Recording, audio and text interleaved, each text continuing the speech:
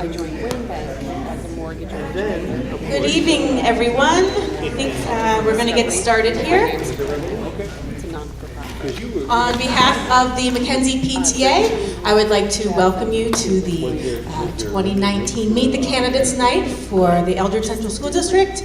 My name is Beth Dearman. I will be moderating the discussion this evening. So thank you guys very much for coming out. It's great to see you on this somewhat dry May day. Eventually it will stop raining. First and foremost, please note that there are snacks over here in the corner because priorities, and it is somewhat around dinner time. And if you're like me, you can have fruit for dinner. It's helpful, nutritious, and then follow it up with a cookie. Okay? So thank you again for coming. We're very, very thankful to have 4 wonderful candidates who are running for school board for our school district this year. We have Ms. Stacy Kuhn, Ms. Joanna Dutcher, Ms. Kristen Smith, and Dr. Richard Malenki. So thank you guys for coming. What we're going to do is that everyone is going to have a chance to introduce themselves to you with a statement that they've prepared. And after that, we are going to open it to you for questions from the public. You can ask the question to the entire group, that they each answer it, or if there's a specific candidate that you would like to know more information, then you can direct it to that specific candidate. Okay? All right.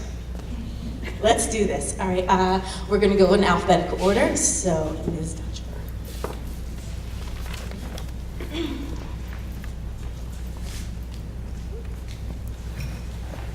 Good evening. I've lived in Sullivan County for most of my life.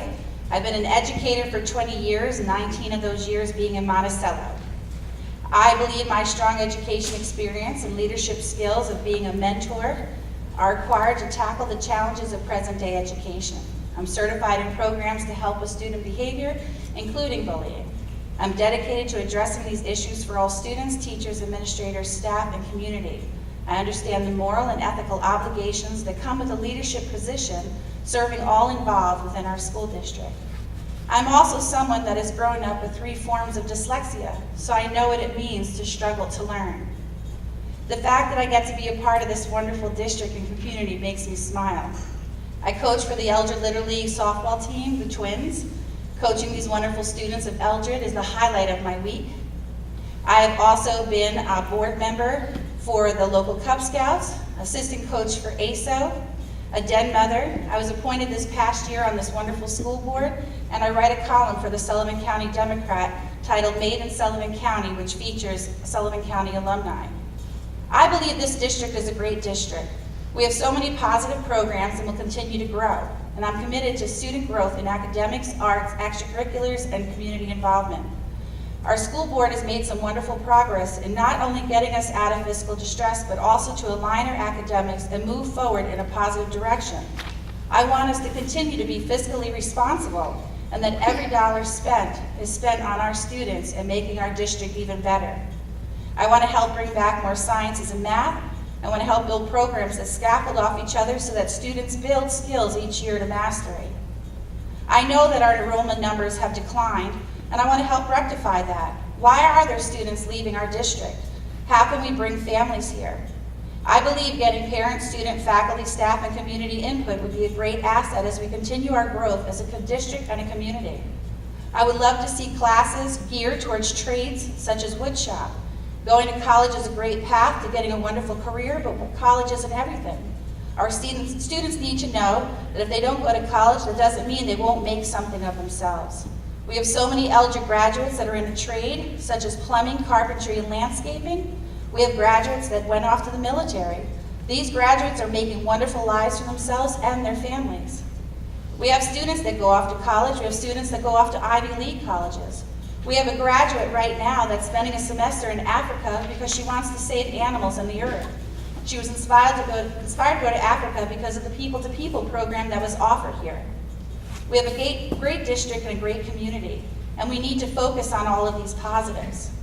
This past year, I had the honor of being appointed to the school board and help take us out of that dire straits where the possibility of losing our school was on everyone's mind. And now, although we still have a long way to go, we are on the positive side of that path. We're making great strides every day, every meeting. We have our community and our district to thank for that. You have the confidence in the board, and I want to be a part of that positive things and continue. I want to remain in this district as a part of the school board, and I hope that you will have the confidence in me to allow me to do so. Thank you so very much for listening.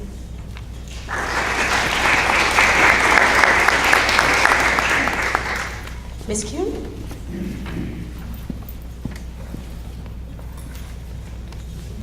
Good evening, everyone. My name is Stacy Kuhn. I've had the privilege of serving on the school board through appointment through the last 8 months. I've also been invited to be a member of the audit committee as well, and looking to you as the taxpayers and residents for support going forward, remaining on the school board. I've been a resident and homeowner here in the district for the last 17 years. 2 wonderful children that attend this school. They're both in the high school now. So I'm very invested, not just as a homeowner, but especially in the school because my children do go here. My background is in retail banking and finance, and the reason why I've decided to join the school board and run for school board is to lend the knowledge and expertise that I've acquired professionally over the last 15 years to help the district continue its progress toward fiscal success. I feel an effective school board is one that works collaboratively with a competent administration, which we have, and one that remains transparent and accessible to the public. I think that we need to make logical and responsible decisions to deliver the highest quality education, safest facilities, and fulfilling extracurricular activities as is financially possible. 3 essentials that I believe that we should all concentrate as a school district is the academic success of our school and our students, the running the district in a legal manner, and obviously financial manner. So those are the 3 things that I think are most important, and I appreciate your continued support, and I'm looking forward to many years here. Thank you so much.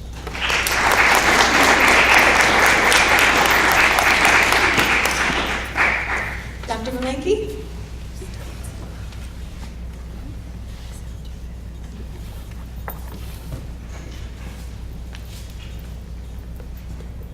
Thank you. Hi, Richard Malenki. I've not done this before, so I apologize for if my remarks are not perfectly relevant. But I think my greatest strength that I bring to this position is my experience in classroom education, first of all. I have 20 years in the trenches, ranging from 7th grade through high school, and in addition, I've taught undergraduates and advised graduate students in fieldwork and thesis preparation. My teaching background has taught me, among many other things, the value of providing as rich an array of experiences for the students as possible, including hands-on skills, critical thinking, exposure to other cultures and ideas, with many et ceteras that follow that. As much as possible, I hope to facilitate a rich, diverse education through diversity for the Eldred students. I also have conducted independent field research into the behavior and the ecology of bonobos. These are a type of chimpanzee that's found only in the Democratic Republic of the Congo. It's not that I expect to prepare Eldred students to go off to far-off lands and live with wild animals, although I'm learning that may actually be a possibility, and experience foreign cultures. But I do believe that the ability to plan, execute, and evaluate research projects are invaluable tools for living a full life. Perhaps that experience can translate into something positive for the school district. In addition to my background in education, I also have management experience. I've been a director of 2 university-affiliated research stations located in national parks in Uganda, attracting both national, that is Ugandan students, and international students from Europe and the United States. I believe this management experience will help put the utopian ideals of good education in the context of the real world, especially when dealing with the burden to the taxpayer of financing that education. I think it's important to say that my background in both the United States and Africa has required me to successfully collaborate with a wide range of students, parents, government officials, and colleagues from different economic and cultural backgrounds. I'm sure you'll agree that cooperation and compromise are critical to success and to progress. I realize that there will be budget constraints, and this is only a suggestion that occurred to me earlier today, so I'm going to throw it out, that one way we can enrich the present school system without increasing the budget is by attracting and taking advantage of a range of local expertise present in our community through perhaps a volunteer system. There are many people in photography, the arts, and sciences, and in business that basically could contribute to such a program. In summary, what I hope to contribute is a combination of my experience as an educator and manager with a willingness to listen to all sides, look for creative solutions, and not forget the needs of the taxpayers who have to foot the bill for much of this work. Thank you.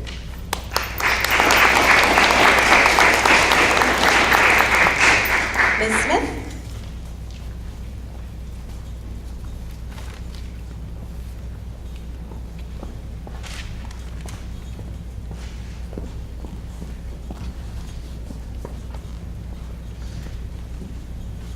Hello everyone, my name is Kristen Smith. I've lived in the district since 2005 when my husband, my baby son Ty, and I moved to Eldred looking for a small community and small school to put him in when the time came. We found it. When someone is down, we are all down, and we work together to get back up. When I decided to run for school board, a friend of mine said, Kristen, our entire district has survived merely on the premise of the community being willing to fight for it because we love it. I'm really proud to be a part of that. I have had the pleasure of spending time in both schools over the past years. 14 years later, my son is a sophomore, my daughter is in 5th grade. So I have had the pleasure of spending time in both schools over the past years. We have amazing kids, parents, and dedicated teachers. No school is perfect, but the kids, parents, and teachers' determination alone has given me the passion to help out and be part of this district. If given the opportunity, I will be here with open ears, an open mind, and open heart to work with all of you in this room, as we are all here for the same reason. We may not always agree on everything, but we all are here in this room for the very same reason. That is the well-being and future of our children, our school, and our community. Nothing great has ever happened going in reverse. Let's work together to move forward. Thank you.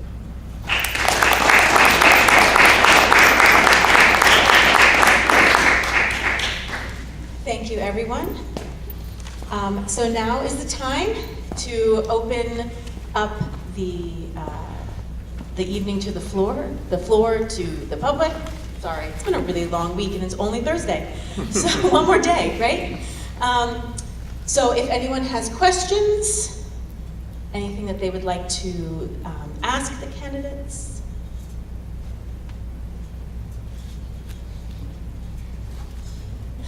I have some. You're not getting away scot-free. Okay, so I heard at least one person mention this in their in their introductions, but I would love to hear from everyone what your top 3 goals are for the district overall. Okay?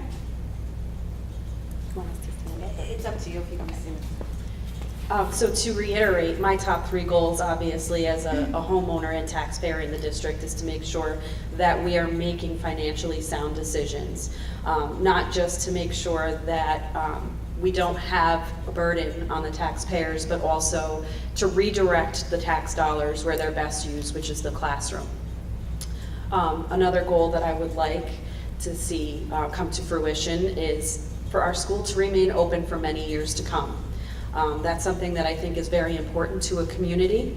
I think we've all seen communities who have lost a school, and unfortunately they've suffered some negative effects due to that. And lastly, my other goal is to be able to serve you here and be here to listen to what your ideas and thoughts are so that I can bring them into what we do here on the board.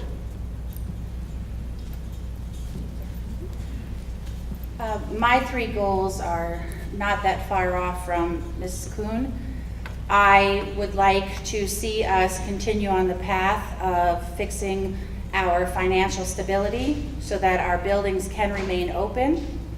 I would like to see us have programs that are scaffold off of each other so that our students are building from where they're starting and that we can move on with programs that we don't have yet, that the students need in order to achieve the life that they would like to have, as in physics and the such.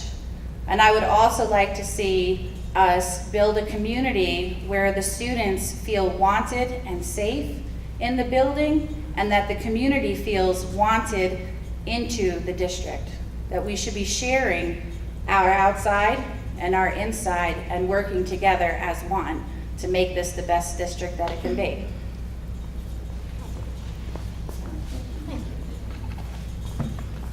Okay. We'll do it within the proper order, right?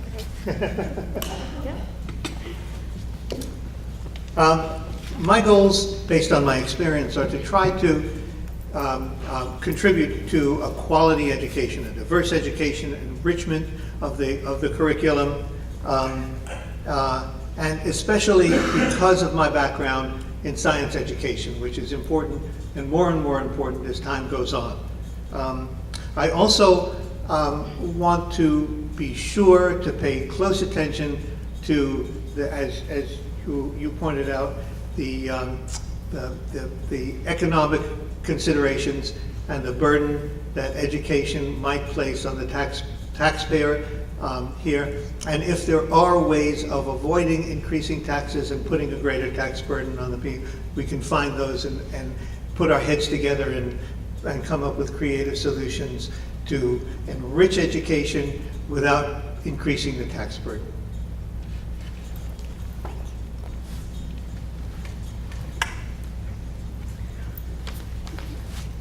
I'm with the rest of the candidates on keeping the school open. We need the school in our community for our children. We have a wonderful school.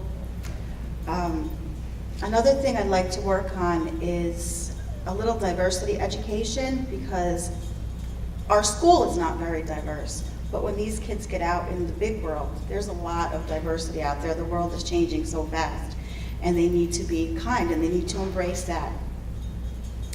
I also would like to see a very concrete disciplinary protocol put into place and be followed very closely, so that this bullying, to nip it in the bud before it happens, and to really give these kids some structure. Some children may not get that structure at home, but children thrive on structure, and they need it in school. They need to learn how to behave and how to be kind, and they need to know there's going to be consequences put in place, very concrete consequences. The other thing is special education. I'd like to focus on special education a bit, and the staff that work with the kids with special needs. And I guess that's it.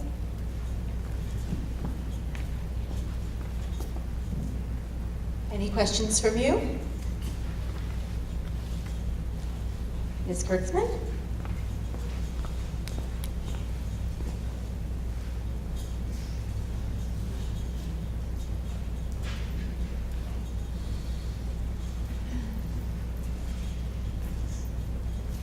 I am not a resident of the district. I live in Pennsylvania. I've only worked here for 14 years, but I've lived other lives elsewhere. As Frank Keene accepted me into the fold when I first came, he said, Eldred is God's little green acre. And if you've taught other places, you would understand that. It is a diamond in the rough. There's lots of great things we can do. That all being said, it is a teeny tiny district. And our paths cross all the time in a variety of ways, shapes, and forms. So my ask is, because you are members of the community and involved, what you perceive your role is with administration and faculty and the public, and how we can mitigate those things.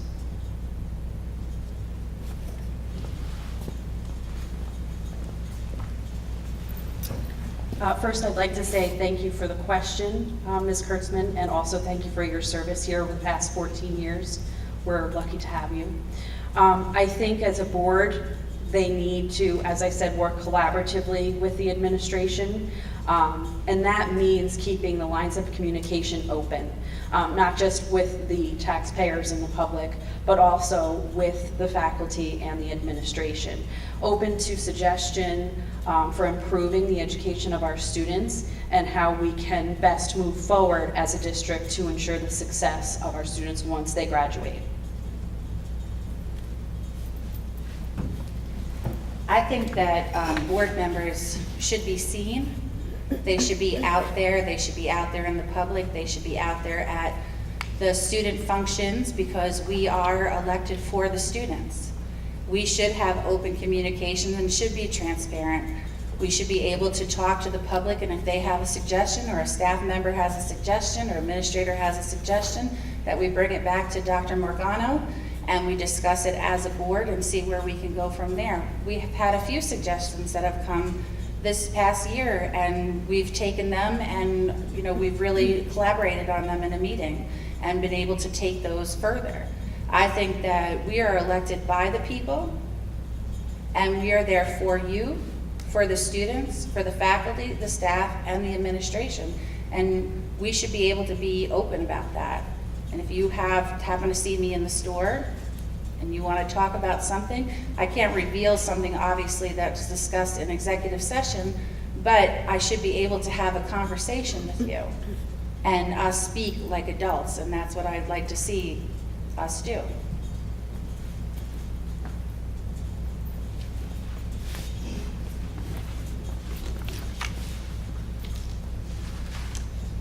Basically, my first reaction is to say that we should play a supportive role.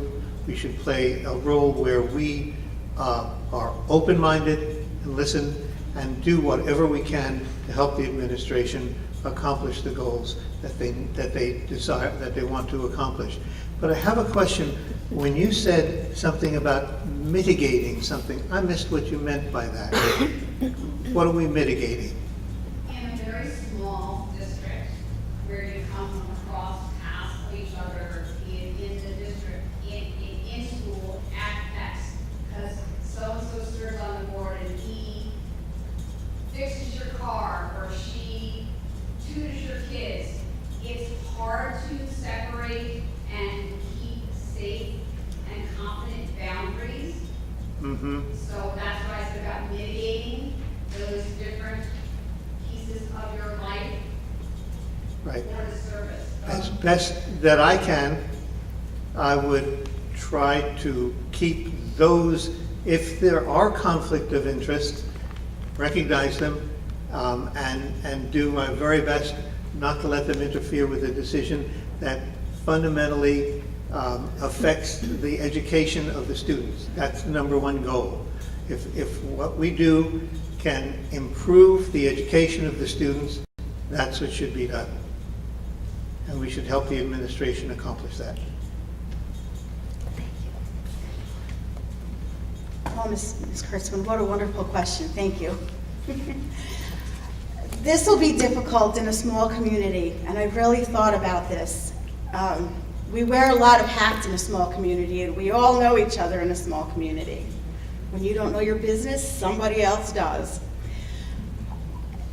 I've thought long and hard about the balance here, and I think we're all going to run into community members and taxpayers, and we're going to be asked questions, and I think when appropriate and when you 110% can answer a question, we should. When appropriate, I would direct people to go to board meetings to find out firsthand, because if we're just out there spreading information, why do they need to come to a board meeting? And then what if the information is just a little bit off and then they bring it back and it could really turn disastrous? And the other thing that I will say is stay off social media with school business, because that always turns into a nightmare. And as I said before, we are all here for the same reason. We are here because we care about the district, we care about our children. So I think we need to pull together and work together and listen to each other and work to keep the district alive and to keep it professional and to do what's right for the district and the students.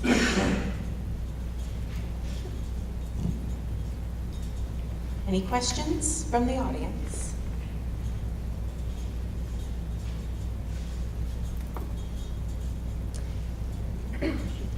Okay, so I have another one. Could you, I come prepared. Could you all please give me a short example of a time when you had to work with someone whom you did not necessarily get along with, and it was a difficult working situation, and how you were able to work through it and eventually make it effective? Okay, Stacey, you want to start again?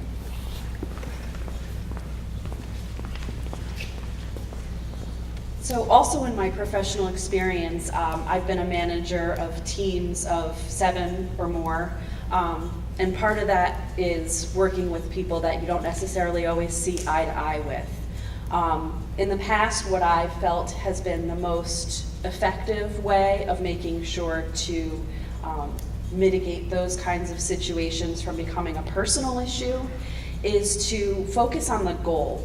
You know, see what's at hand, come together as a team, brainstorm, come up with different ideas, and get each other's buy-in so that we're all working towards the same goal.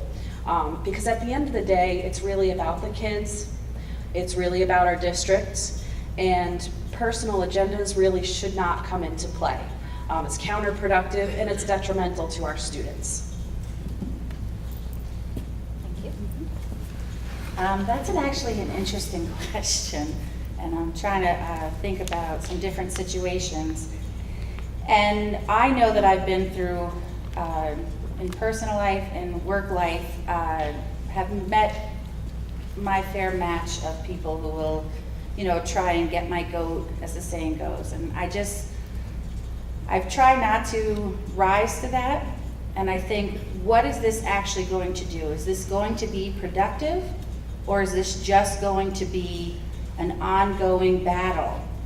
And then my mother's voice comes into my head and she says, Joanna, do you want to cut off your nose to spite your face? And so now I keep her little Italian Brooklyn voice in my head, and I think first, what will this do? Am I going to cut off my nose to spite my face? And now I've been able to let that go. And I have to realize I work with people that are there for students. In my other job, I work with people that are there for other reasons. And if it's not going to be productive, it's not worth the time. So.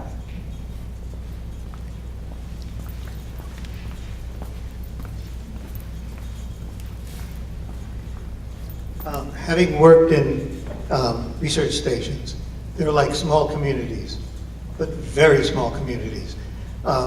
You're there with people who are on top of each other 24/7. And when conflicts come up, as they will here, the conflicts that come up at a research station are intensified 10 times.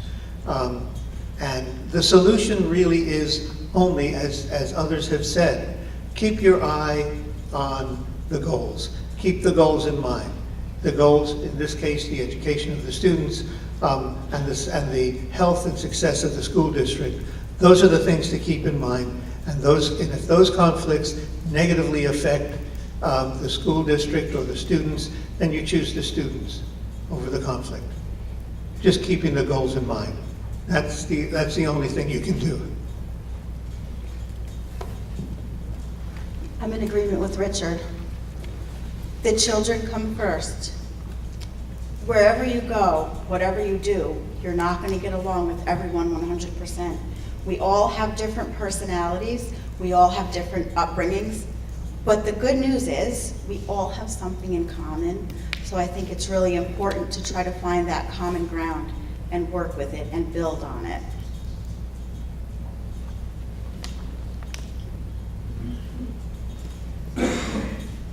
Anything from you? Yes. What will each of you do to enhance the transparency within the community?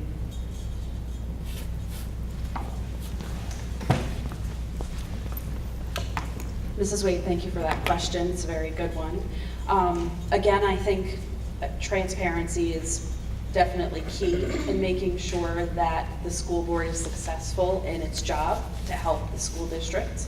I think that just keeping the lines of communication open and ensuring that all of the decisions that we make are transparent in the sense that there are reasons behind them that the public is able to digest, so to speak. Thank you for the question. I think that to be transparent is you have to be willing to be out there in front of the people and take those hard questions and be able to answer those questions. And if you don't have the answer, that you find the answer and you make sure that the community has confidence in you and you have confidence in the community. I think that if you have a person that comes up and they're having a difficult time with something that is decided upon, that you make time to sit down with that person until they understand or until you come to an understanding. There shouldn't be a confusion. There shouldn't be, oh, well, I heard this, I heard that, I heard this. It should be where you can come and you get your answer. And if the board doesn't know the answer, well, then we get you that answer because you should have that answer. And we should be able to sit down with you and give you that answer and talk it out. I think that's truly important, is that we talk it out and we work together.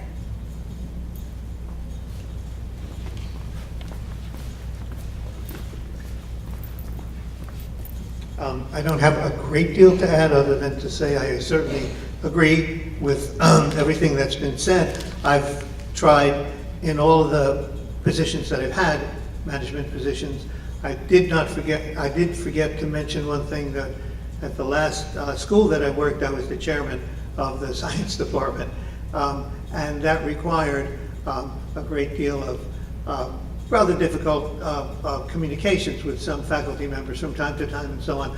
And I've tried as much as possible, and I will continue to try to be as honest and open as possible and not do anything to interfere with it, not hide information if at all possible, and just to keep the lines of communication and honesty open. It's the best I can say right now.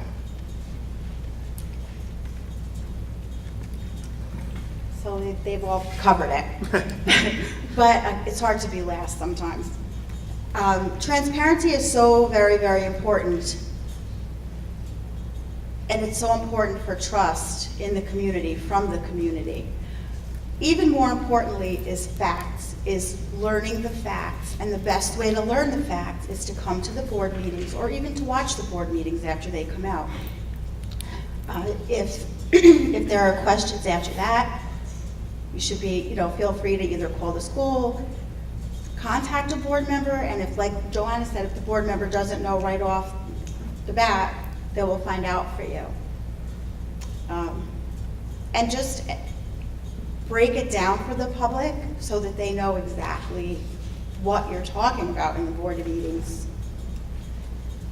That's it. Yes.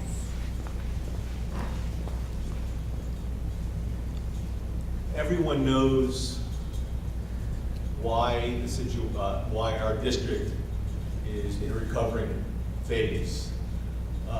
It's because the board several years back did not listen or stand up to some poor decisions that were being made, and that's how we got into a financial mess. Our current administration is doing a good job to right the ship, but I think it's the board's responsibility to make sure that he continues to go in the right direction. And will you say no when you need to say no? And will you support him when you need to support him? That takes a strong person, because over the last several years that I've been coming to meetings, sometimes board members don't say Pete, and decisions get made that maybe shouldn't have. And will you say no when you need to say no and say yes when you need to say yes? I'm actually going to start over. Okay. I was going to ask you that. Yeah. Yeah, note to self for next year, rotate starting. Well, at this point in time, not having been confronted with any of those situations, based on what I've done in the past, is yes, and I'll try my best, not to just follow blindly behind the decisions. Beyond that, at this point in time, I can only promise. But yes, I will try.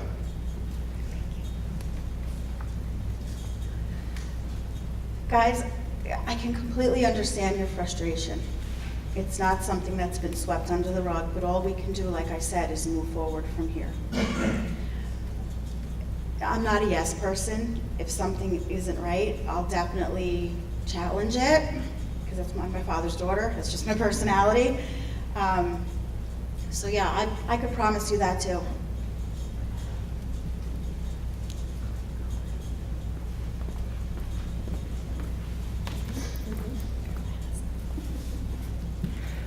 I completely agree with you.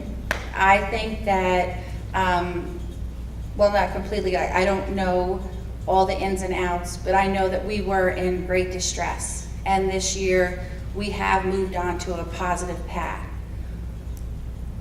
I do challenge some of the things that I don't understand or some things that I don't agree with. I do probably irritate Dr. Mercano with my emails and calls and such, and speaking at board meetings.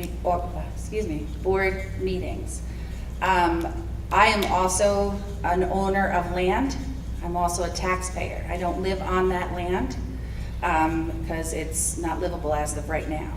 So I don't want my taxes to go up. I also want my children to get the best education that they can. So I will say no, I will say yes. I'm not a yes person either. I pretty much will tell you how it is. And I think that that's how we should be. I don't think we should say, okay, this is coming across my face, yes, okay, there it goes.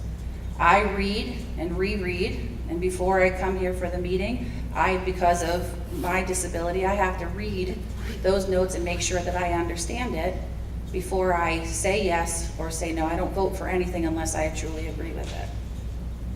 Ms. Kuhn? Mr. Wade, I'm so very glad that you brought up that question, because that's one of the things that I think was a huge impediment to our district over the last board membership. And the reason why I say that is because it's okay to not always agree with every recommendation. So to mirror what everyone else has already said, it doesn't mean saying yes to everything and just blindly going along with recommendations. However, I think that what we've seen in the past on this board is the wrong way to go about making sure we're making the right decisions. And that means sometimes going into executive session and talking it out. When you said that there are some of us that sit on the board that don't really say a whole lot in the board meeting, I completely understand where you're coming from. But I can honestly say that in executive session, a lot more gets said, a lot more gets talked about. And I don't say yes to everything, I don't say no to everything. But I think it's important that any board member that doesn't necessarily agree with the recommendation use that time wisely and productively to find out what the best solution is, rather than politicking. Can I just add one quick thing? I just wanted to say that my training has taught me to relentlessly try to understand whys and wherefores. And I think Nancy can back me up on this, in that I often will ask why, how come, what's the reason, and so on and so forth. So I think that that we need to ask those questions and understand before we make any kind of decision or agree to anything. Can I add to that? Sure. Okay, here I am again. I also wanted to add, Joanna got me thinking, I also own property in the district. We have 2 homes in the district that we pay taxes on, so I'm not blind to that whole situation myself. Also, the past board, they were passive. And, you know, I'm not here to try to get on the board and, you know, I'm not about that whole image situation. I'm here to help the kids. I'm here to help the district. I'm here to do the right thing. But it has to be done in such a way, it has to be done with tact. It can't be, you know, we all have to work together or it's just not gonna work. And we saw that in the past and it was disastrous almost. So here we are, it's all new. We're all new.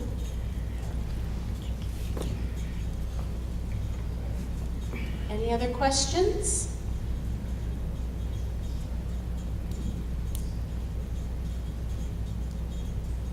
Ms. Kurtzman?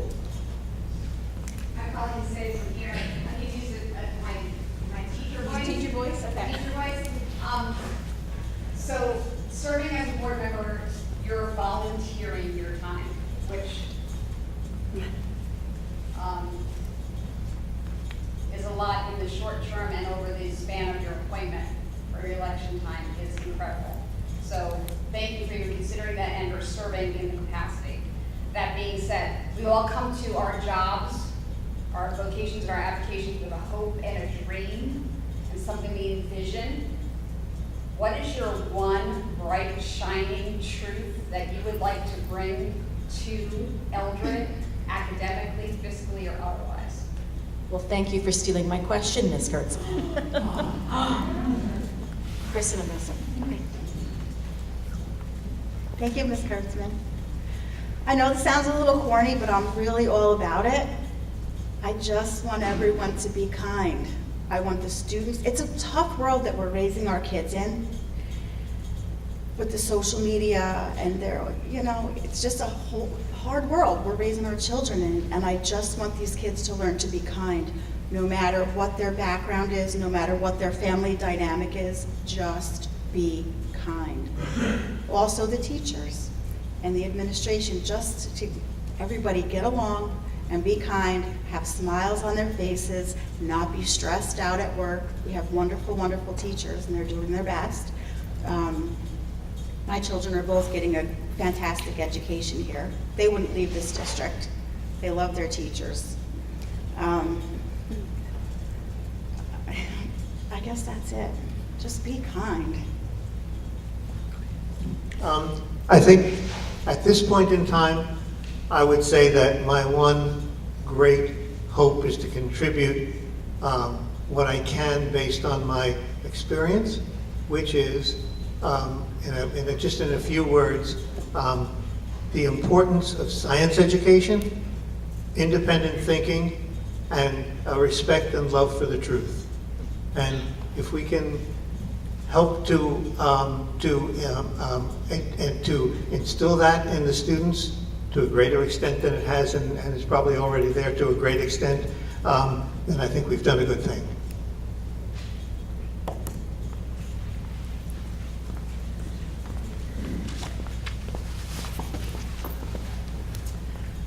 So I'm proud to be an Eldred parent, and I know a lot of people are too.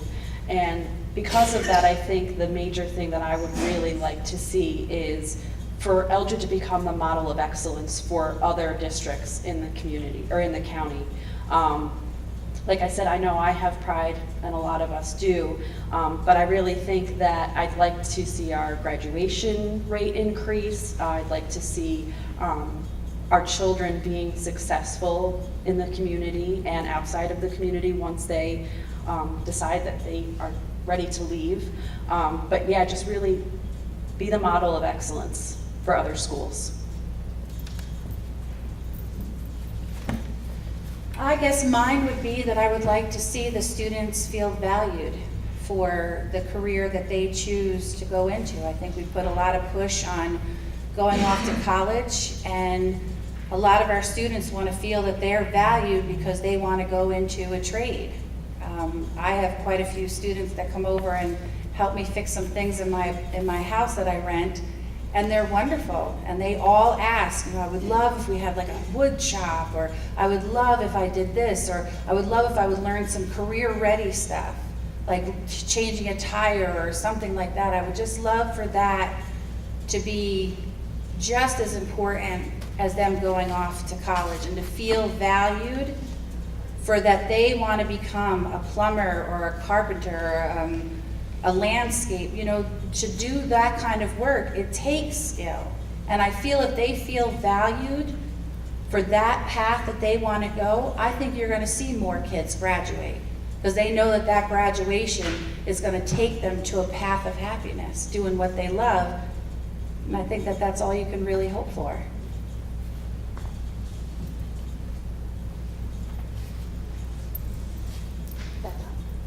Mr. Clark. Oh, thank you.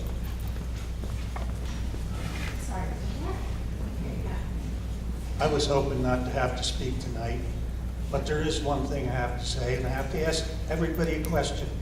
Does anybody have a plan or the inkling of a plan as to how to increase enrollment at Eldred Central School?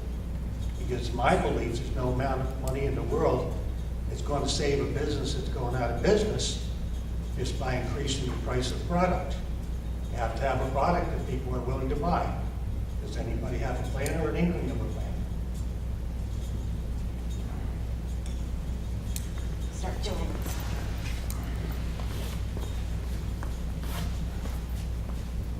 A few weeks ago, I met with a few of the local realtors and asking them how can we bring families into living in our community and our district, not just summer, not just weekend, although they're wonderful, but to bring families into what would be a wonderful district for them to raise their children in. And two of those realtors said that when they're putting out the houses, that they're willing to put in things that are about our school district, not just our school district, not just our report card, but other things that will entice them in order to come to our district. I've also spoke with Dr. Margano about some grants that I'm in the middle of working on that'll help bring, hopefully if we get them, I mean it all depends on if we're granted them, to help bring some programs. And I'm hoping that that will work. But right now I've sat down with a few realtors to see if there's something that we can do that way. Maybe make up a pamphlet to put in with when they are showing a house and talking about our school district and what would it be for their children to come here.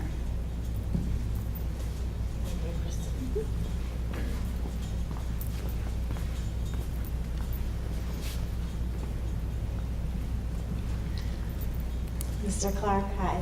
Thank you for your question. I just want to point out, first of all, that this is not just an Eldred situation with the enrollment going down, and that the demographic study did show that. I'm not sure if you saw that or not. I think a huge, huge thing is we have to stay positive, and we have to remain positive and focus on the positive things. We have an amazing music department. We have the two plays that the school just put on were fantastic. Get the word out there that we have really good stuff going on. Not just the negative, but the positive stuff too. There's a lot of positive, guys. There's a lot of positive. Get the word out. Eldred is a good school. We went through a really tough time, and it still needs to be tweaked. There's still work to be done, but let's focus on the positives.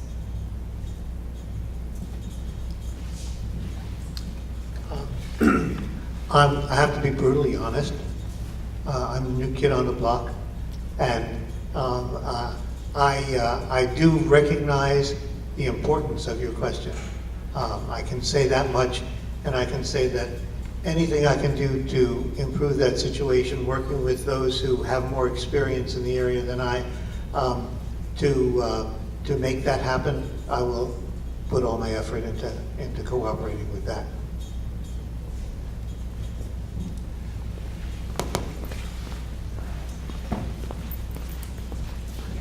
The Mr. Clark, thank you again for your question. That is a question that I think is very complex and multi-level, and I would be doing it an injustice if I stood here and said that I could come up with those reasons and those ideas for you at this present time. But I think the best way to start is, I'm going to reiterate what Kristen said, is to think positive, move forward, focus on those things that are positives within our district, and then utilize the resources that we have available to us through whether it be through grants or BOCES programs and that kind of thing. I think that's just the base of how we get there, but I think it's going to take a lot more than 2 minutes to answer that question. Can I add? Yeah, please, excuse 1 minute. I'll be quick. I think it would be also good to speak to the families that are moving out and the families that are here as to why they are moving out, and see what we can do here in order to improve those reasons, if we can improve. If it's because the taxes are too high, or it's the weather, they don't like the weather anymore in New York State, good Lord, Mother Nature. But if it's something because of the school, well, what is it that we can do? Is there a survey that we can put out and ask them to, community members, parents, what is it in these 4 categories is it that we can improve on or that you like? And just get the input as to why people are moving out, and then fix those things. Something else?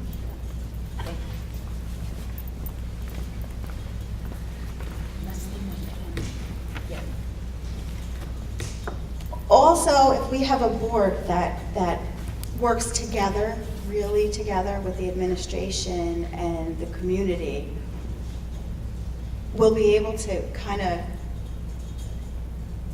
do this together, come up with ideas, go out in the community and talk to people. And I just think it would be so much better if we could all work together at doing things like this instead of, the back and forth that was going on. I just think it's such a better situation if we're all doing this together and coming up with ideas and troubleshooting. All right, thank you, Mr. Clark, for that question. I think that's all that we have time for tonight. Thank you, everyone, again for coming.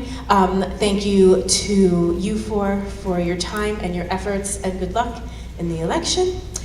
Please remember that there are snacks, lots and lots of snacks. Come up and help yourselves. And we're going to transition over to the regular board meeting now.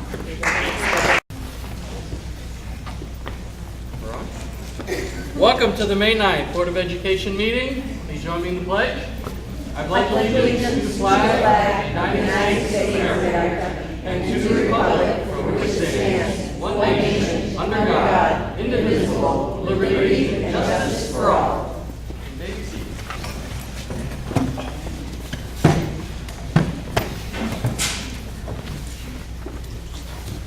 We have a presentation. Mr. Russell. Budget hearing.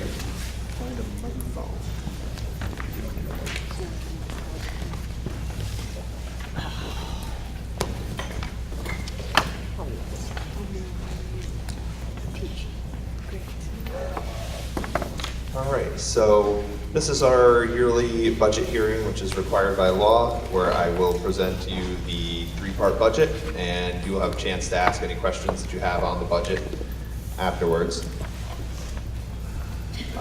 This I've shown at least 3 times in the past, but for anybody who hasn't seen it, this is just a quick overview of our projected revenues for the year. It's a 2.3% tax increase. It is a $129,000 increase in state aid, $79,000 in additional revenue from BOCES refunds and interest. We aren't using any fund balance this year, and our overall budget increase is 2.06%, which is around $348,000. There's a lot of questions on what happens with the compressor station and how it's going to affect the school taxes. The May 1st tentative rolls came out. The compressor station was assessed at nearly $87 million taxable. How this is expected to impact the tax rates.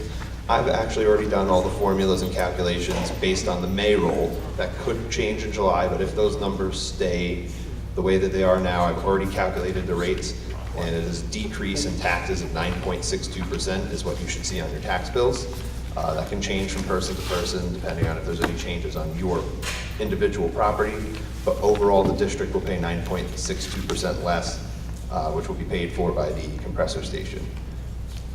But the school's plans going forward after that, we should have a tax cap for the 2021 year of between 10 and 14%. Our plan is to submit a budget for 2020 and 21 that will bring taxes to the 18-19 level, tax rates, that is, not overall taxes.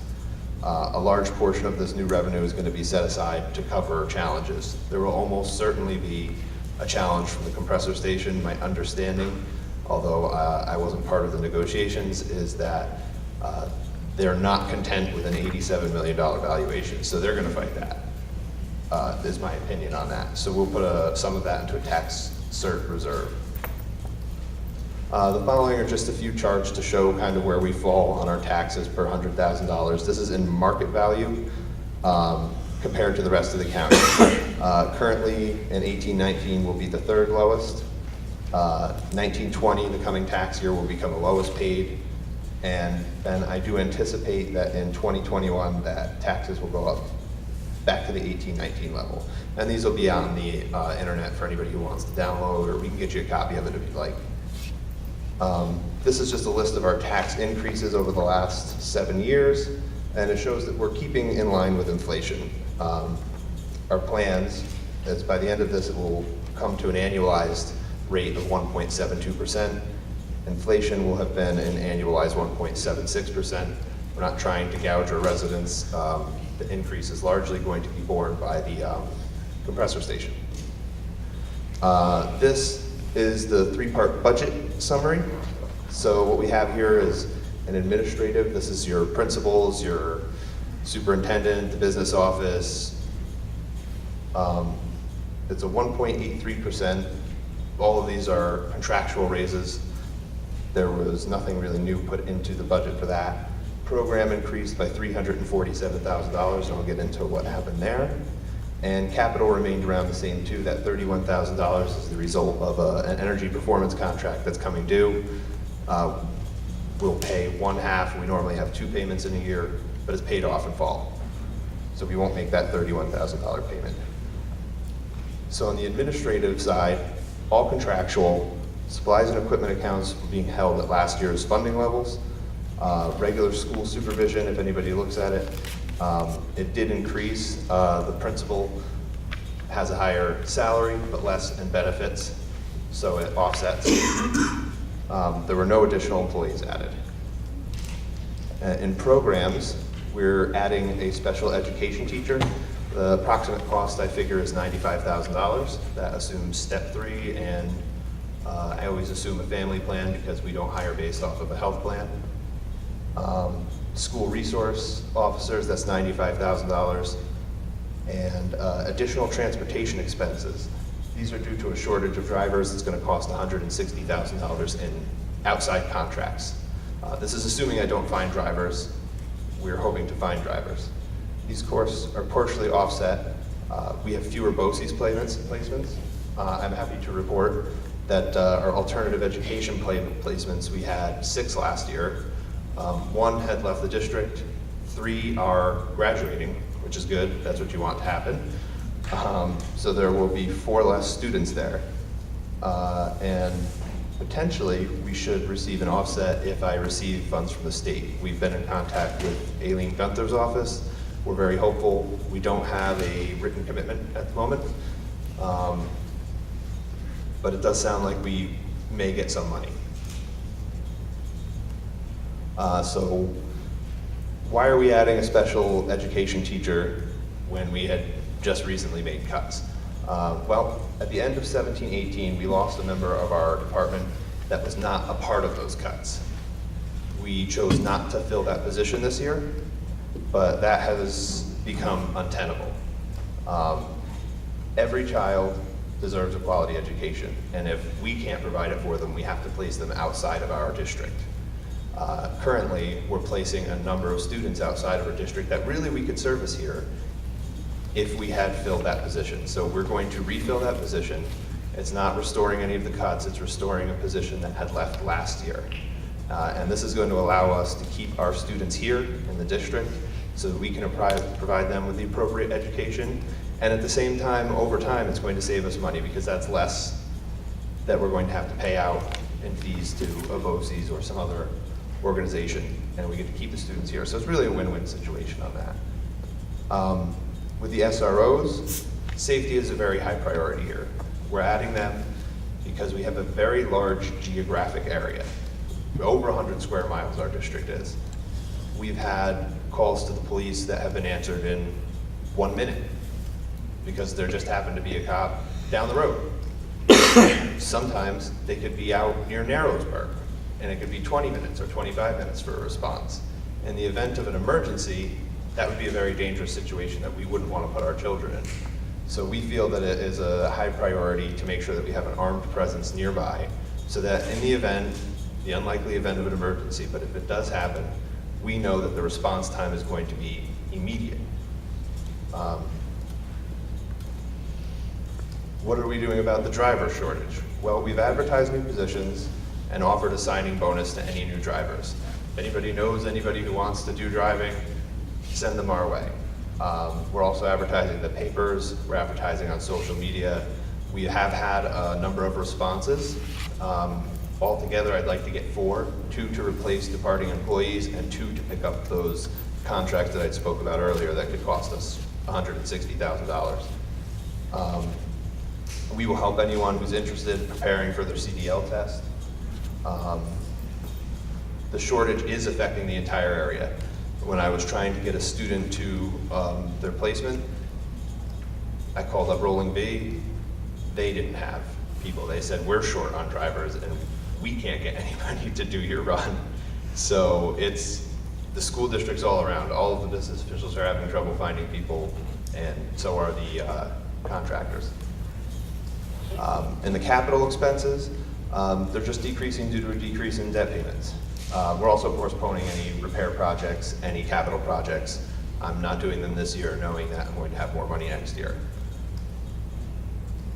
Does anybody have any questions on the budget?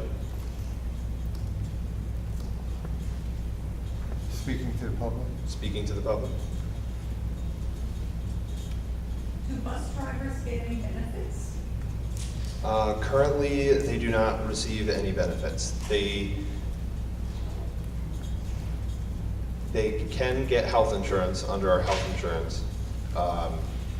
We will provide, it's only single coverage, and it's only, they'd have to contribute 9.5% of whatever they make, and we would contribute the rest. That's per the Affordable Care Act. So It's not contractual, it's legal. So it's not the same insurance that, Oh, no, it's the same insurance. The Affordable Care Act they don't have anything in their contract that says we get health insurance at X rate. The Affordable Care Act requires employers with 50 or more employees to provide affordable coverage, which is detailed as not in excess of 9.5% of their wages. For single coverage, they don't require family coverage, so there aren't really any benefits to it. It is a part-time position. aren't they part of the retirement plan?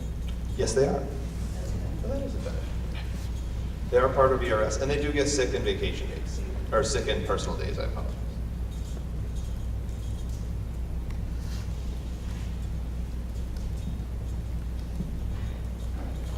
Any other questions for Mr. Russell? I would like to say, in my 13 years here, that the budget we've been presented, the level of detail that this team has gone through has been unprecedented. Thank you for sharing, thank you for your new ideas, and thank you for getting us on the right track. Again, thank you. No problem. We are at 2.2 3.01. Mr. Krebs, could you give us a elementary principal report? I can, thank you. And to those people that are still here that presented to the, our candidates that are they still here? A couple are still here. Good. Thank you for volunteering to do this as part of the board. So that was, I know that the election is coming up, and that part of being on the board is a volunteering position, and I recognize that, and I appreciate not only what you are doing to become a member of the board, but our board does each and every day that they have to put in the time and effort for that. So thank you on my behalf as the elementary principal. And for that, we have a lot of great things happening at the elementary school. We had our 6th grade just came back from the Rail Riders Wilkes-Barre Scranton baseball game today. So yeehaw. They did not bring out the ponchos today, so that was great, and they didn't need suntan lotion. They had a great time. Upcoming, we have our 4th graders are going to the Roebling Bridge on May 16th. Our NISMA Solo Festival is taking place tomorrow and Saturday at Tri-Valley Schools. So we have 23 of our students that will be performing in solos, many of which are performing both instrumental and vocal. So we wish them luck on their solo festival. Next week, Mr. Dunker will be here on the 14th and 15th to provide Star Lab for all of the kids in grades pre-K through 6th at the elementary school. So they'll be partaking in our Star Lab, which is a portable indoor lab that you can look up and look at the stars. So the kids really like that. He does that every year, and he'll be back again on the 14th and 15th. Our spring concert will be here next Wednesday on May 15th at 6 p.m. And on the 22nd will be our 4th grade science performance test. I want to also say our PTA, I thank them not only for putting this on this evening, but they also did a wonderful luncheon for our teachers and staff for our Teacher Appreciation Luncheon this past Tuesday. And tomorrow, all day, they will be selling wooden roses concerning, yes, they are absolutely gorgeous for our Mother's Day. So that will be, they're $2 a piece. And lastly, we had a number of students that participated in the Cross-County Reading Challenge. And I know that our library media specialists at the county will be putting out a invitation to invite them to the Crawford Library in Monticello on May 25th. So we look forward to recognizing them that day also. I think that was about it. We had, that's all I have for you at this time. Any questions? For Principal Krebs? I do. Are you going to reschedule the awards assembly for the elementary school? No. There was not an opportunity to do that, but we are working on making that be put in our schedule for next year. So it's actually put in for the whole year, and we're not just pulling up out of the air. That's a good thing. I think Yes. that's important. Yeah, that was one of the things that came up, and I apologize for that, and that was one of the things that came up that we must put it in our calendar for next year. May I ask on that, why can't we fit it in? And we had a number of days that were give-back days that went into the break. And on top of that, we had a number of events that were taking place. And by the time that we would have put that in at the 3rd quarter, it would have been about 2.5 weeks after the end of the quarter. So there was a determination that they could do it during their class periods and share that at that time. We did not invite parents in at that time. So when there was a concern for that, then I said, let's make sure that we put that in our calendar for next year. Okay. Any other questions? Thank you, Principal Krebs. Oh, can I just add to that? That interesting part came up about the award ceremony. Typically, we've been honoring in the past students in grades 3, 4, 5, and 6 for academics and attendance. And I've started to put in place, not only do we recognize those things, but we have a number of students that are not recognized in the lower grades for any type of accomplishments that they do. So that was one of those things that we started to look at, that how do we recognize kids for good deeds that they might have, their hard work that they do, because we've only honored the kids that get on the honor roll or maybe the highest grades, and they've only been in 3 through 6. So that had come out of that discussion that maybe we need to do a little bit more than just honor kids for their high academic grades, where some kids might have missed it by a couple. So those are going to be conversations that we have going forward. Do we have a citizenship program? Not that I am aware of. We don't have, we do have the Interact Club at the junior, senior high school that does a lot of things for citizenship and activities and volunteering, but not at the elementary level. I want to just say thank you for adding that, Mr. Krebs, because just with my own daughter, she always, oh, I'll never get that, I'll never get that, even though she puts forth a lot of effort. And I'm not one to give a trophy for participation, but just knowing what she goes through every day in order to be able to do as well as she does. And I just think of other kids also, and I'm one of those kids. I never made honor roll, never made principal's list and the such. So I appreciate that you're going to do that for the younger grades. Thank you. Thank you.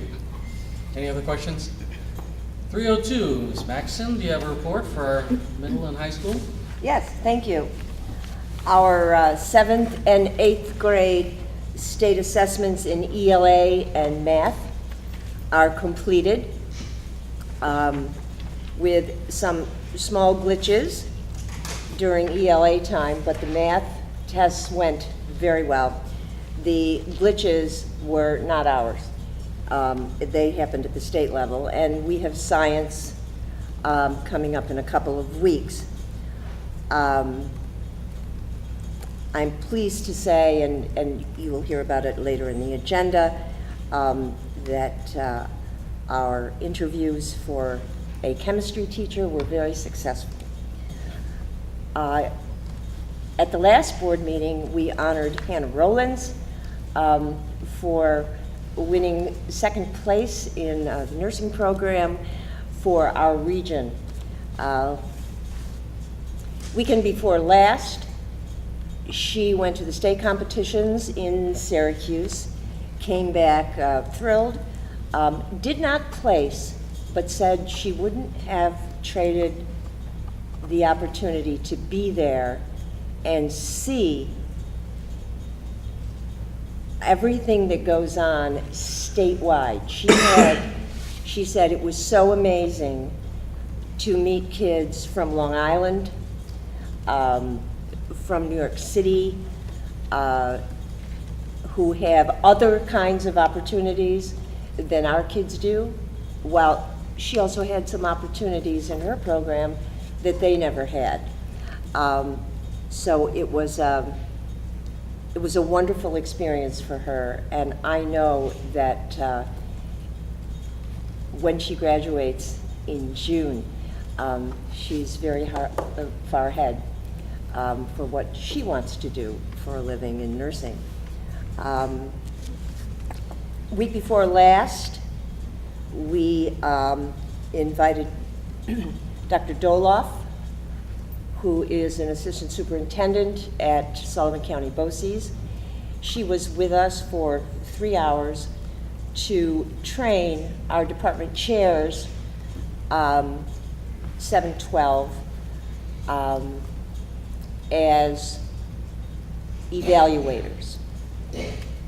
And what the state calls them is independent evaluators, and it's part of the whole idea of evaluations being done by administrators with teachers, by teachers, department chairs, etc., evaluating peers, and also we hope down the line peer evaluations, not just a teacher observing another teacher, but teachers videoing a lesson and then coming and going over it with an administrator or an independent evaluator like our chairs. So we were very excited about that, and our department chairs have started doing some of that. We have a district-wide math committee seriously doing a deep dive into our math program. Mr. Krebs has done not only an enormous amount of mental lifting, he's done a bunch of physical lifting too, because when you ask publishers to send their series, they send them boxes and boxes and boxes, which have been over at Mackenzie. And in addition to math, we are rather, as a friend of Dr. Morgano's and I would say, we are fixing the plane and keeping it flying at the same time, looking into literacy as an overarching issue and the literacy standards and how they affect the other core subjects, plus looking into math, looking into social studies, which is undergoing major revision over the next 2 to 3 years, and also science, which is going into a major revision over the next 3 to 4 years, and that will be affecting at certainly at our level, because read that Regents exams, but that work starts at the elementary division. We also entertained a representative from SUNY Sullivan who visited with us on new course offerings for next year that they are adding to their curriculum for our high school students, especially in the mathematics area. And they are adding at least one new course, and it would be for college credit and high school credit, and that is intermediate algebra, which it can fit between our Algebra 1, which all students are required to take, Regents, and Algebra 2 Trig, and she is going to get back to us with more information concerning that. We had Mr. Varley's class who visited on Law Day last week at the county courthouse, and had their usual eye-opening experience of seeing the law at work and getting the opportunity to talk with working attorneys and with judges. The junior senior high school also has a rather expansive travel and tourism program going on during the next 5 or 6 days. As I said, the 10th, 11th year social studies kids were at Law Day. Our 8th and 9th graders, as we speak, are exhausted but still on their feet in Washington, D.C., and they will return on Saturday. They have a very, very busy 2-day agenda. Our seniors, I hope it's not on its report, but it probably is. Our seniors are going to be attending tomorrow the grand opening of the Cartwright Water Park. Somebody who shall be nameless is going as the head chaperone. I'd like to have pictures of that. And our chaperones have visited the water park. We're very excited about it. We chose our seniors because we believe our seniors are special and they should get opportunities, and we should celebrate the work they have done for the last 13 years. So they will be the oldest students there. The rest of the students will be very young that are coming from the other districts. So we chatted with them today, and I think they're ready to have a good time. Plus, they will actually be doing STEM work as it relates to how water parks function, what kind of, Mrs. Padua could do this much better than I because she did it in about 2 minutes today. The different kinds of physics principles that are used with water slides, etc. I'm sure they're going to be having a great time. Our seniors will be leaving Monday morning at a terribly early hour for Boston, and they will be there overnight. They have 2 very filled days. I personally would like to thank Mrs. Padua, who has dotted every T or crossed every T and dotted every I, and has done monumental work to organize our students. And we have a wonderful tour group that we will be working with. If Mrs. Padua has forgotten anything, I don't know what it is. Would you like to speak about anything, or your brain is just full now, right? No, I'm just really excited to go. Yeah. We're gonna have a great time. They fundraised a tremendous amount of money for this trip. I'm really Sure proud did. of them doing that. We're just thrilled to be taking these kids. Besides Mrs. Padua and myself, Anthony will be going with us, and Mrs. Judy Siegel, who is one of the co-owners of CD Trips. I've known her for 20 or 25 years, and she will mother them to death, but also tell them when to go to bed. So it will be fine. We talked to all of those kids today, and they're really ready to get on the road. Our high school NISMA students will also be attending the Tri-Valley. They will be doing the Solo and Small Ensemble Festival.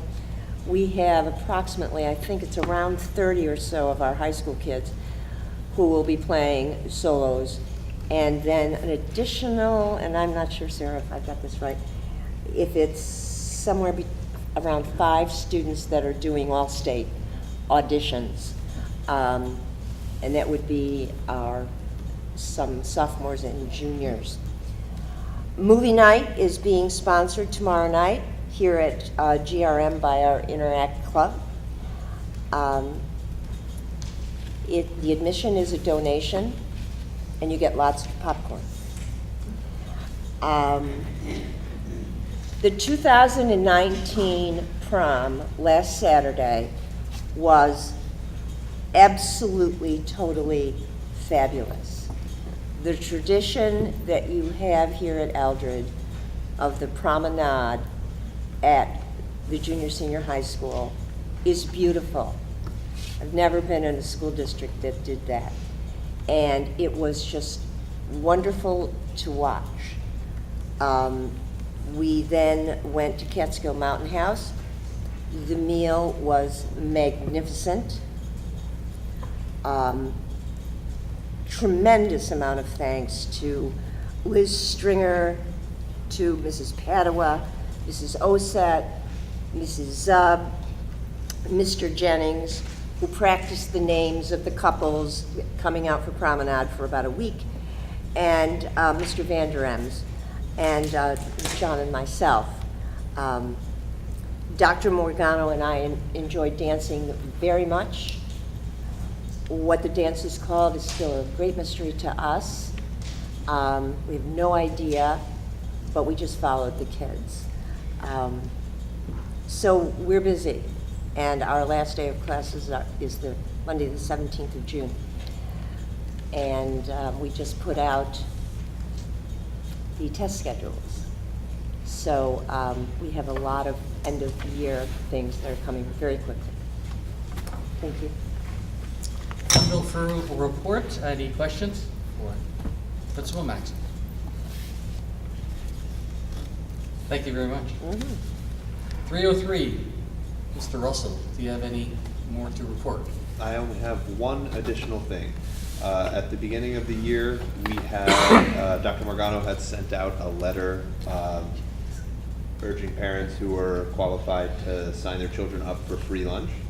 That appeared to have worked very well. We're up to 43% overall on free lunch. We're not quite to 40% as a district for direct cert, which is what we need to be in the free lunch program. However, the elementary school is, and so I intend to apply for the free lunch program at the elementary school, and if we are approved, and we do have the numbers for it, we will be able to provide free lunch to all of the children. And breakfast. That is And great. breakfast. Oh, that is.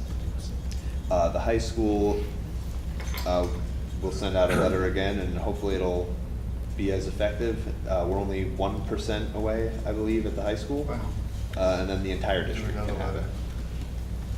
Which 1% at the high school is, 2.7. yeah. 7 So it's not an insurmountable number. Good. That is the only thing I had in addition to the budget to report. Excellent. Questions for Mr. Russell? That's good. I apologize, I skipped over a student report.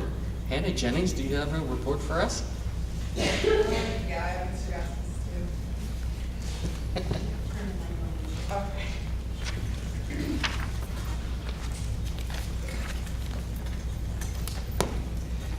I don't really have too much to report in my student report. I mostly just have the sports report from Mr. Gass. Recently, Nick Carreri, Haley Cormack, Chuck Kelsey, and Anthony Roselli have all signed letters of intent to participate in college sports. So congratulations to them. Good luck. Yesterday, the varsity baseball team went to Cooperstown to play at Doubleday Field, and they got to visit the Baseball Hall of Fame. And myself and Patrick Kinney are the Scholar Athlete Award winners, and we'll be attending Cool's Highland House on June 4th to accept our awards. That's pretty much all I know. Congratulations.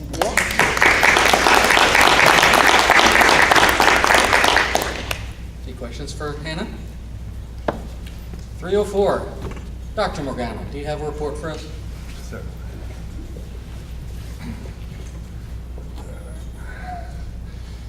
I just want to mention, the principals mentioned the ELA and the math test.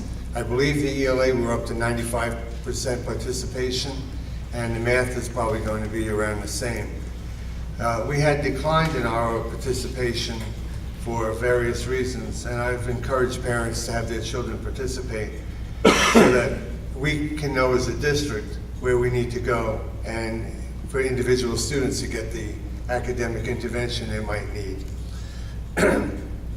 Jean mentioned the prom. We had a great time. I finally can dance because it's just jumping up and down. And, it looks different to me than when I was younger.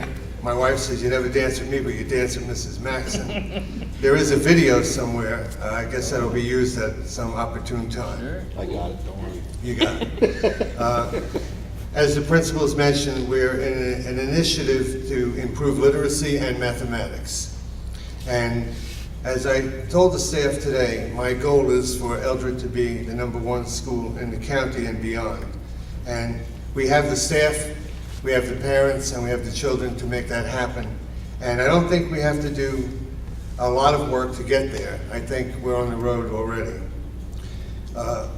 Fiscally, 2019-20 will be a little bit of a challenge. 2020-21 hopefully will be the beginning of a different road for us with increased revenue. We're going to hire 2 students this summer for summer work to do the grounds. If you recall last summer, while the folks were working hard on getting the buildings prepared inside, the outside kind of looked abandoned. So we're going to hire 2 18-year-olds with weed whackers and let them keep the place in order. Sarah Schultz is going to be doing her administrative internship with Scott at the building and me district-wide. And you're in for a treat. Get a lot of rest. The current administrative intern, JJ, has these signs out here for the 35 and the 30 mile an hour. The next step with that is going to maybe fall on you, because it takes forever to get DOT to do something, and to get these signs up took him months. But we have to slow people down so that we don't have a tragedy out there. I'm going to ask that the board consider having exec session at 6:30 with the meeting starting at 7 for efficiency. And I will mention to you that the lawsuit that the district initially lost, the $1 million lawsuit, was overturned today and will be retried. And it could be a change of venue for that case. Our attorneys are going to ask for that. We met with Assemblywoman Gunther again recently, Caleb and I, and there's money for capital projects. And one of the things that I want to do is, Mrs. Jennings brought up some time ago about the track and the retaining wall. I was out there a couple of times. You can literally fall through the track. It's just the rubber. What's underneath is gone. So we're looking at possibly stripping that track, fixing it, and recoating it. And the Assemblywoman believes that we may qualify for money for that, a grant. And we really need to fix that before somebody gets hurt. And I think that's it. The water park is tomorrow. I'm going to be there. I'm not going on rides, because that wouldn't be a good sight. We did ask the students to dress in attire that would be consistent with what they would wear at grandma's house. And when I had to pick a grade level to go, I picked the seniors because they don't get a lot of treats. They're going to Boston, they're going to the water park, and they can go outside for lunch now on nice days. If we can do more for them, I'd like to do that in the future, because by the time you get to be a senior, you should have some perks. And that's the conclusion of my report. Any questions? I don't have any questions, but can we elaborate on it, our meeting with the seniors? Sure. Go ahead. We did something, I think, a little different this year. We set up a meeting with the senior citizens in the town of Highland and the town of Lumberland. I spoke with both presidents in each town, and I set up a date that Caleb, myself, and Dr. Morgano could go meet with them and explain our situation, explain our budget to them. I don't want to get off the couch at 7 o'clock at night to come out to a meeting a lot of times, so we thought we would come to them. I was not at the town of Highland meeting, I was out of town, but I was at the meeting Tuesday, right here in Lumberland, and they seemed very receptive. And they appreciated us coming out, talking to them, explaining to them, answering. I believe the one in the town, you can elaborate on that because you were there. 2 hours, hour and a half? At Highland. At least an hour. An hour. They had 2 pages of questions for them. So it was something we did a little different, trying to include them and let them know where we're going, what our plans are. And I think it was a good thing, and I hope to do it. I hope it goes forward, each year. Yeah, I would make that a yearly event. I have a question, Yes. I apologize. With the track, we believe, at least from the people I've spoken to, is that it's the drainage. Will that be fixed also? Because I know that the baseball field is always saturated, and they thought that that might be why the track was. To fix that would be a lot of money. Part of the problem was that the water got under the track and undermined the asphalt that's under there. The retaining wall, I'm not an engineer, but it doesn't look like it's leaning to me, but it should be reinforced so that it doesn't fall. The ground is just not percolating the way it should, because it's mostly clay. That you'd have to dig deep and put in like basically a septic system, and that's a fortune. The track alone is going to be a couple of $100,000 just to fix it. So you're gonna fix it, but it could possibly. Well, hopefully when they fix it, they'll repair the drainage for that. But the fields, I don't know if you can, like the baseball field always has water on it. I didn't know if it was like a, domino effect because of that, the drainage. I don't know, and it's been so wet the past couple of years.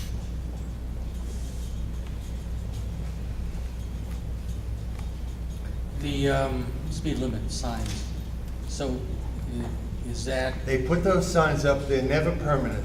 They're to gather data. If a lot of people exceed the limit, then they feel there's a need for an intervention, so. so we're still gathering data? Don't get a ticket by saying, the superintendent indicated I should go fast so we can get a speed sign. Are there cameras on the signs? I don't know if there are cameras on the signs. I know when it flashes when you go a Yeah, little it flashed fast. when I went by. Because Caleb speeds. Should we talk about anybody else that we know personally that speeds? The trucks come I barreling went to down in Albany front of with that high school, and if a kid pulls out in a car, they're never going to be able to stop. Lumber truck. They have to slow down. Yes. Any other questions? Thank you, Dr. Morgano. We do not have a board president report. So next is our first of two public comments. This is on the consent agenda items only, 401 through 8.04, and any of the reports that have been presented so far today. If you would like to speak, please come up, state your name and town you live in, and public comment is open.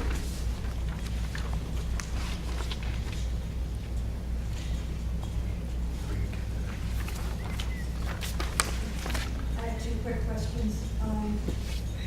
Where is the data resource officer and the elementary guidance counselor accounted for in the budget? Or are they? The guidance counselor, we got rid of.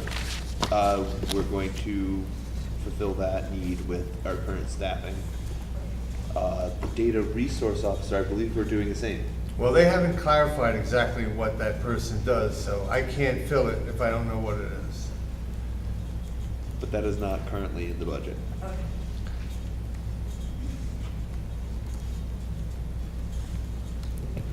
Yes. Hi. I would just like to add to what Mr. Krebs talked about before regarding citizenship and expanding the opportunity to be recognized throughout all grades. Just wanted to point out, when I think about citizenship, we do a lot of that already. We have our selfless kindergarten program, and we have collaboration amongst the grade levels, so the older kids are coming, working with little kids, whether it's something around the holidays, like the gingerbread houses, the sixth graders and the first graders, fourth grade coming to the primary wing to read, or fifth graders doing the same week after week after week. The fundraising that we do to be selfless, those random acts of kindness, going to the Veterans Day services, the children's, it's widespread. So. And you do a great job at that, Jim. Well, thank you, but it's everybody, really. The water bottles, that's everybody. The kids, the adults, and that money goes to the community as community service. We're always thinking of projects, but it's everybody. Thank you for that. And I might add that many of our seniors received wonderful Be Safe cards from students at GRM. They were just great, and got put in, all the seniors have their own mailboxes in the office, and they were so surprised, and they were cute, but they were very well received by the seniors,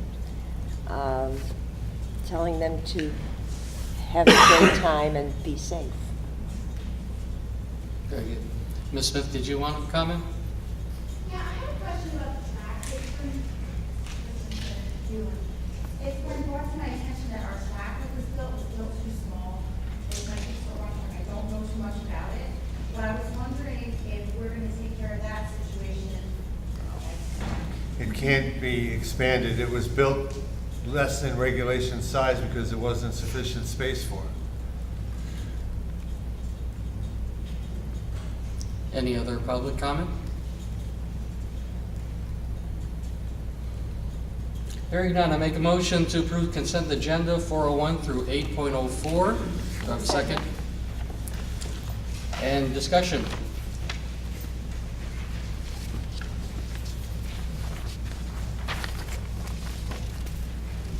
Didn't I see something about engineering and wood? Yeah, it's Is that in on the here? memo today. Oh, it's not on the agenda. No. It's one of the things I'll recommend in 2021 when we have the resources. Some of the candidates spoke tonight about vocational interests. I think we can have a program where kids can do engineering through wood. It's not a wood shop where you make a lamp. They can make bridges and test tension, and I think there's a lot there. I had it in the school I worked in before, and I think it gives kids an opportunity for some hands-on in 9th and 10th grade before they're eligible to go to BOCES. Then they can go to BOCES and continue that interest in 11th and 12th grade. Well, I'm certainly for that. Let's see. We have some appointments we should recognize.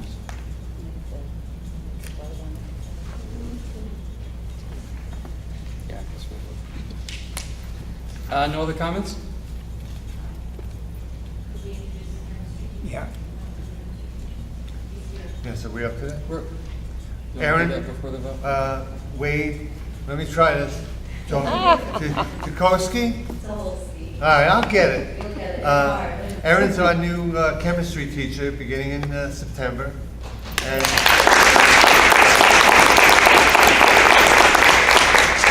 chemistry is a fascinating subject, and our kids are going to love having you. Yes. Thank you for joining us. Thank you.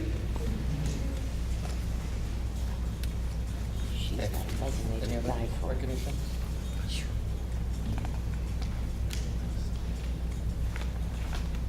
Good. No other comments from the board? Then voting? Yes. Yes. Yes. Yep. And yes. Consent agenda is passed. We are up to 8 or 9, I guess. 10. Old business. Does anyone have old business? Hearing none, we go to new business. Anyone have new business? I just have one item. The Port Jervis Rotary Club is offering a $500 scholarship to graduating seniors. Applications are in the guidance office. It's a service above self award, so the instructions will be on the application. You can also email me, alaput@gmail.com, alaput@gmail.com. They are due May 20th, that's a Monday. So it does require getting some information from the guidance office as well as writing the application. So to all the seniors, good luck. Any other new business?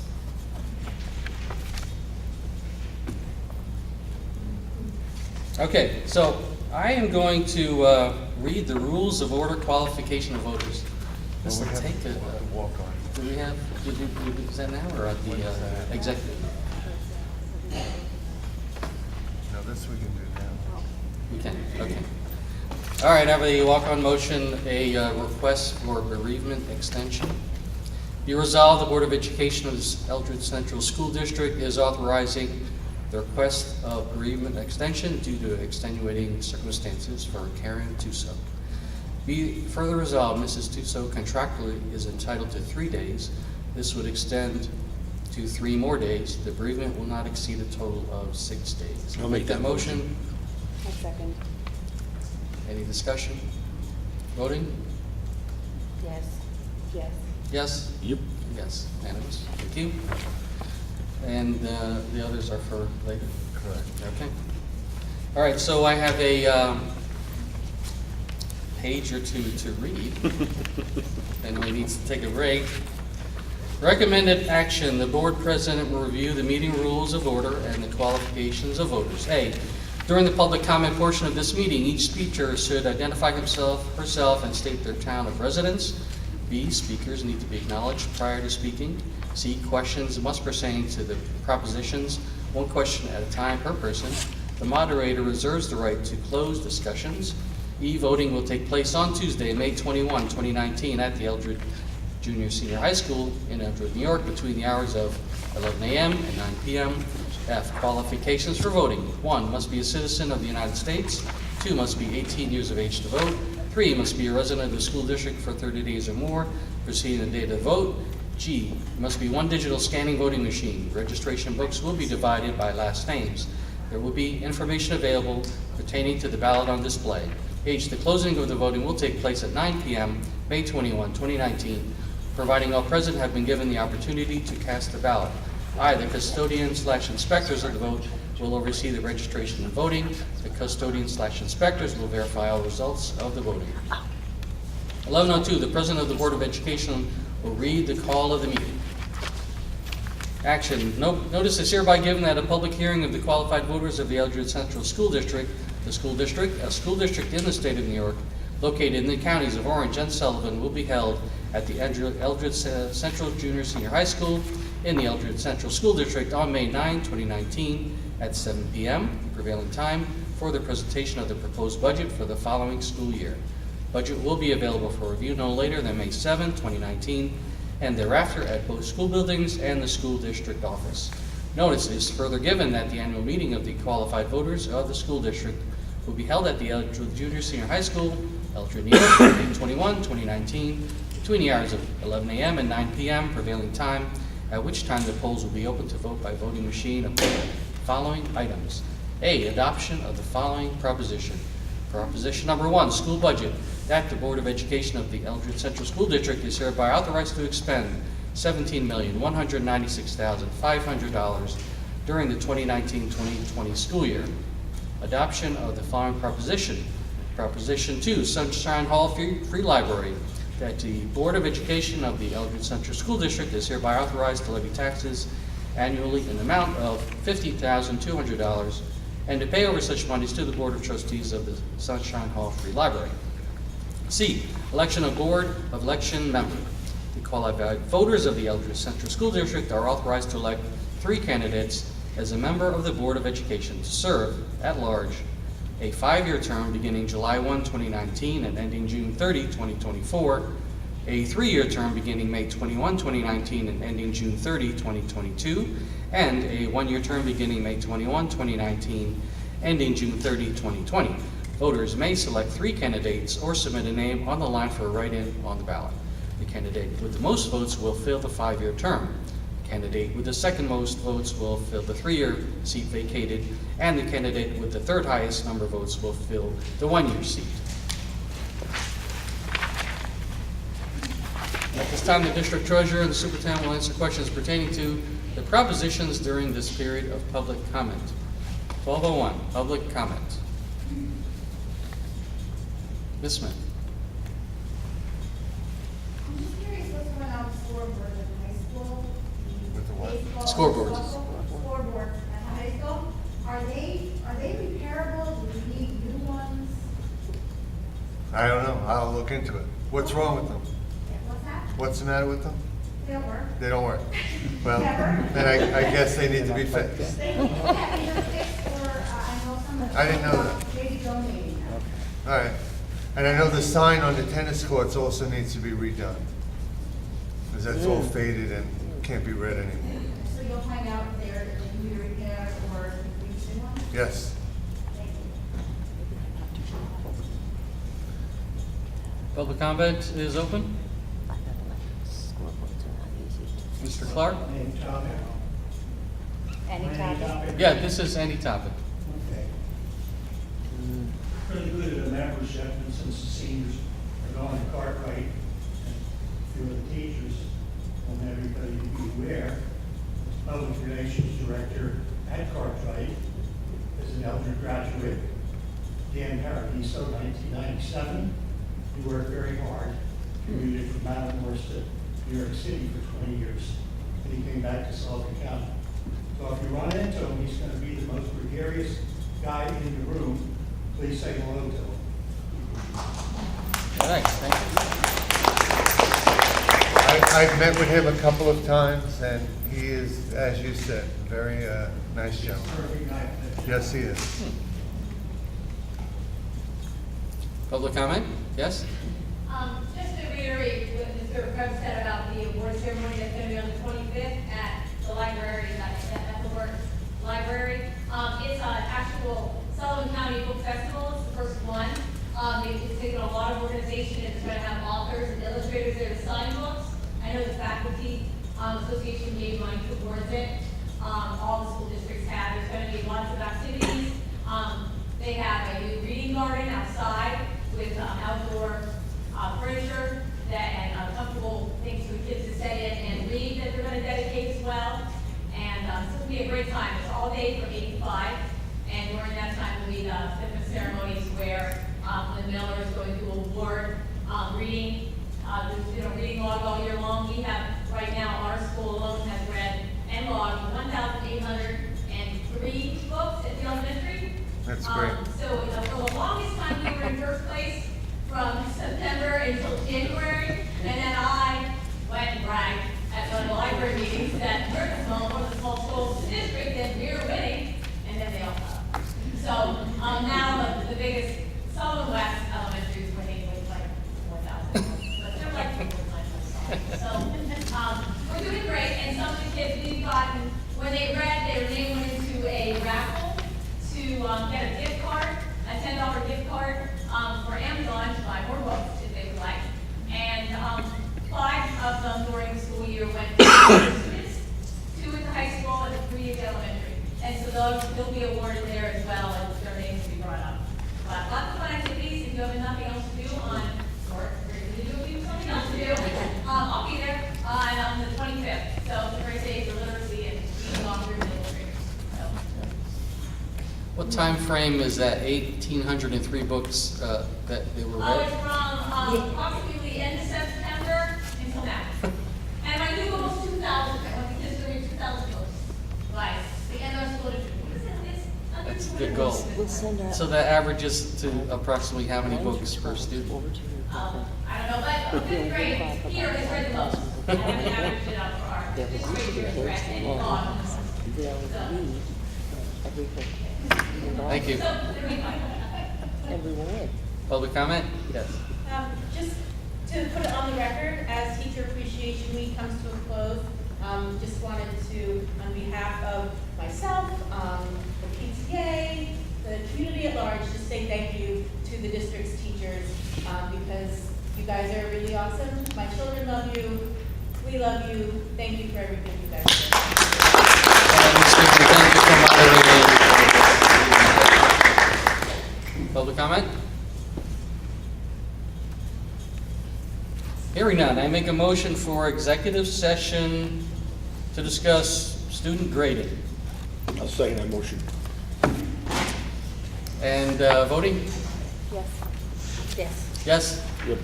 And we may be doing business afterwards. Thank you for coming. Motion to come out of executive session at 8:21 p.m. Second. Voting? Yes. Yes. Yes? Yep. And yes. I have a walk-on motion.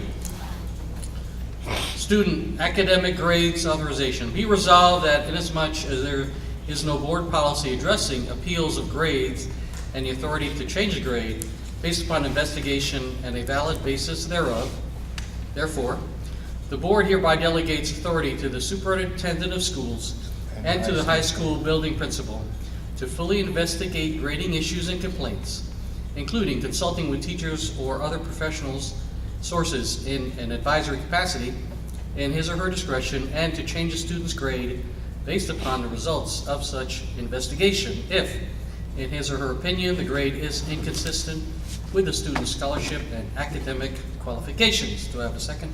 Second. Discussion? Voting? Yes. Yes. Yes. Yep. We pass. Thank you. Thank you.